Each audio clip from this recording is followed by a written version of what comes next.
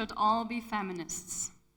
T-shirts like mine promoting feminist statements are a very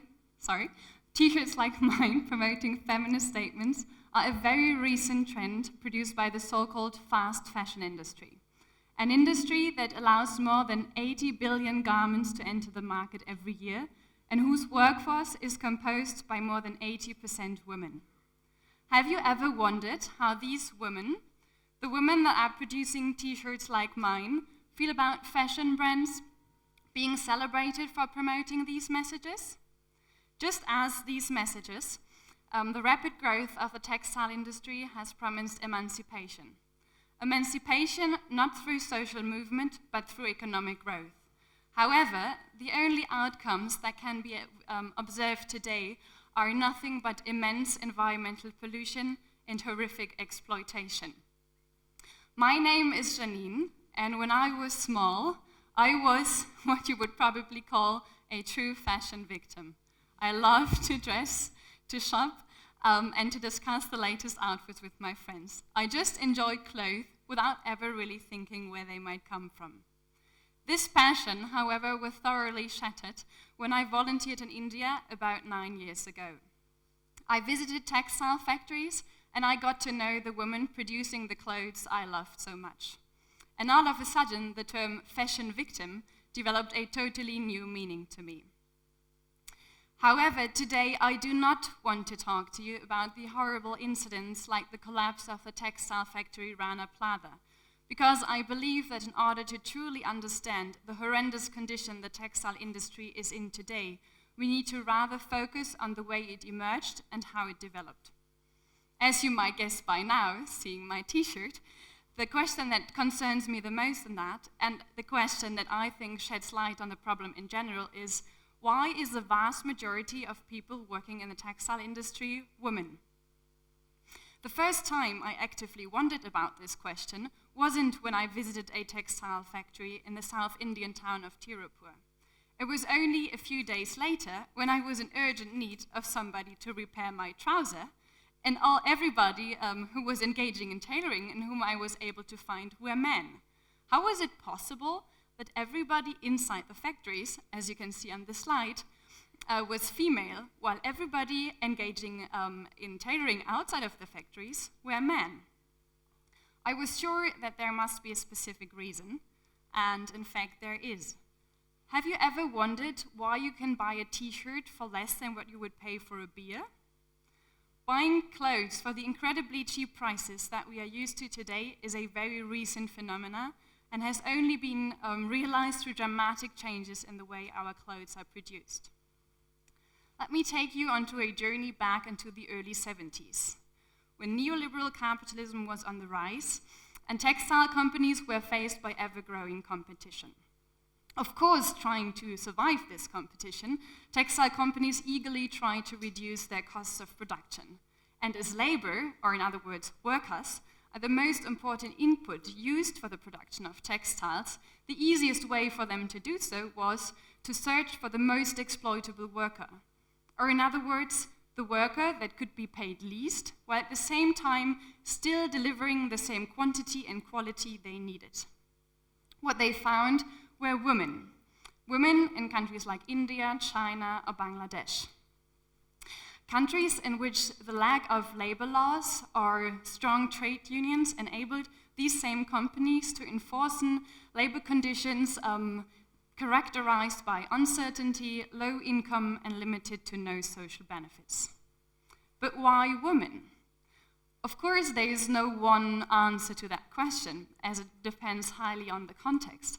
However, there are a bunch of commonalities that can be found in areas marked by this phenomenon. Let me go back to the tailor that helped me repair my trouser, whom you can see here on the slide.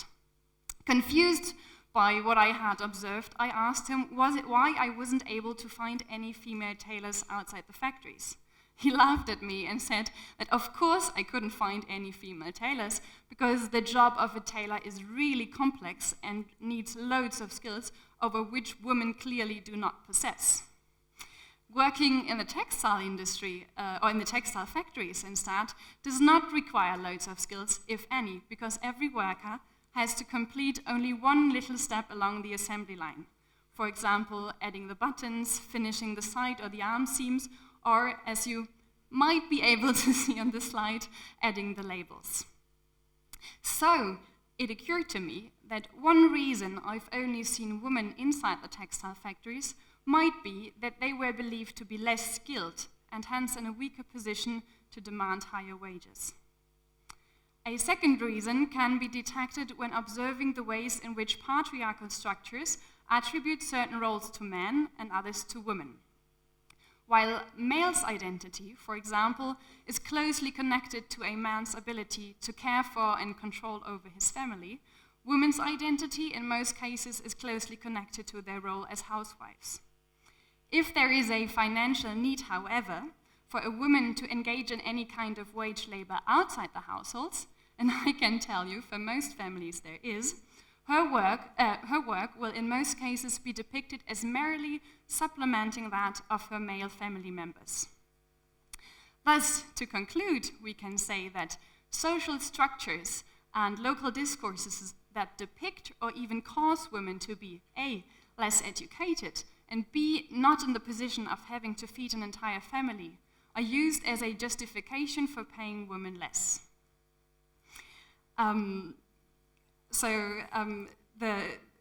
Let me introduce Jeanine to you. Jeanine is from a small village in Tamil Nadu. At the age of 14, she had to move to Tirupur, the city I was talking about in the beginning, in order to work in one of its textile factories. Controlled by mainly male managers, she has to work under horrendous circumstances. Often exposed to sexual and psychological abuse, she earns hardly enough to finance her living and has no chance to make any savings for future investments. Hence, she remains dependent on her male family members' support, and thus is now captured in not only one sphere of male domination, the household, but in two spheres of male domination, the household and the workplace. Or said differently, she is captured between patriarchy and capital. A very recent trend, so-called home-based textile production, is taking these structures to a completely new level. Labor-intensive processes that you can see on the picture, like embroidery, knitting, or rug weaving, are more and more often outsourced directly to the households, and again, the major targets are women. Women like Suana that do that household, at first it seems as if it has loads of advantages for them.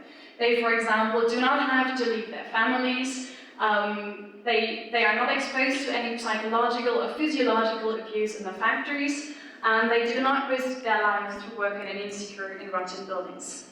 At a second glance, however, it becomes obvious that again, it isn't really women, but rather patriarchal and capitalistic structures that profit most.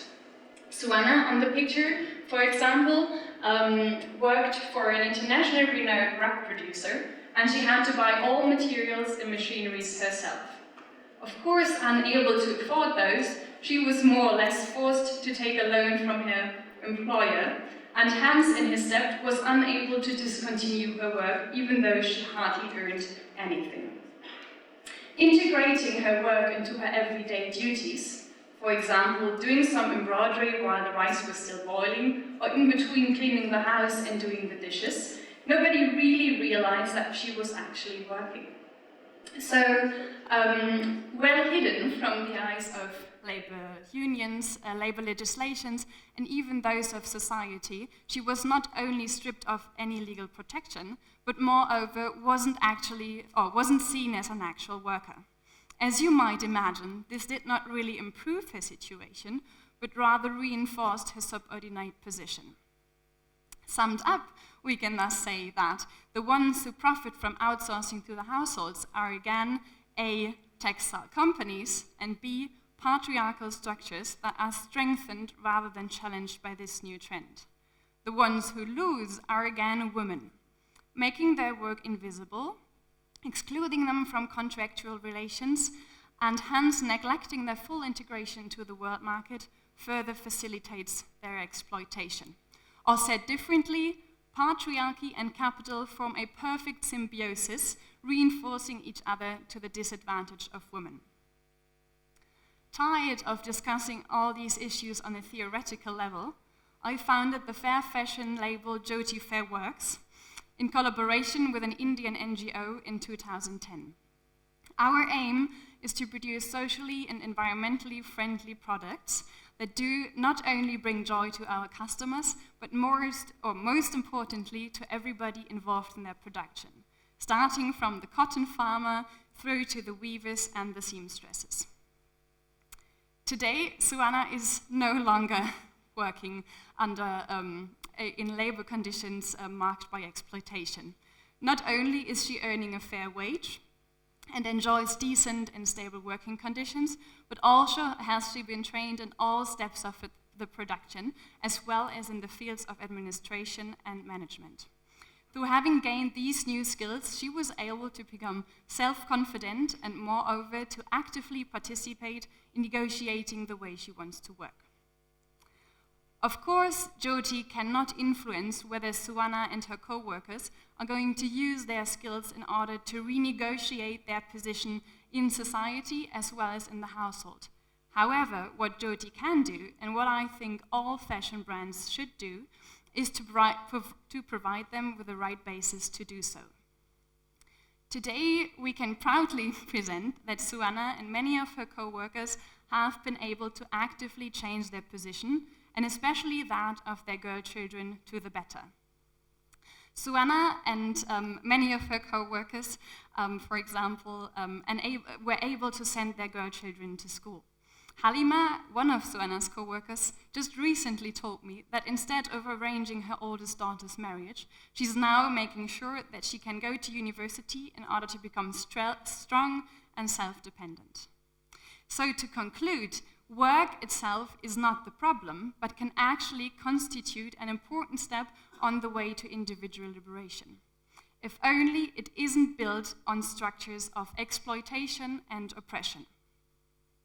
So you might ask yourself, but what is my role in all of that? What is my position and what can I do about all of this?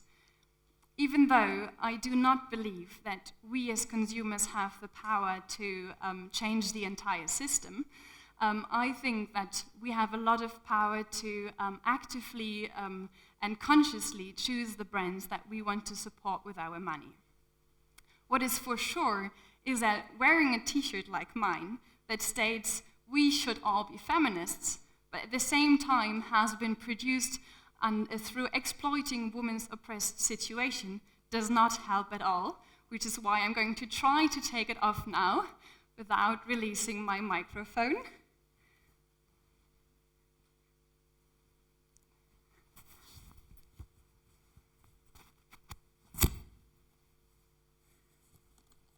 Okay, that worked.